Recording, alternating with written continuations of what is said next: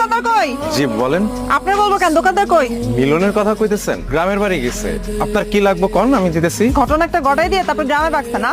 মিলন যে কাজ করে ওই কাজ আমিও পারি। হ, আপনি তাহলে আরেক বাটপার। বাটপার বলতেছেন কেন? আমার বাসায় গত 2 দিন আগে ফ্যান লাগাইছে।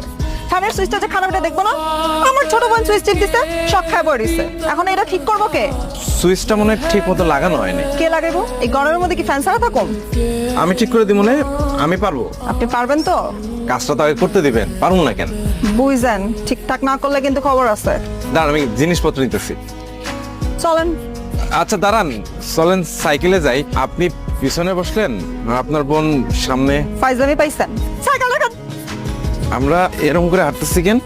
এদের সামনে একজন গার্ড, পিছনে একজন গার্ড। নিজের তো মনে হচ্ছে জেল থেকে পাওয়া না আসামি।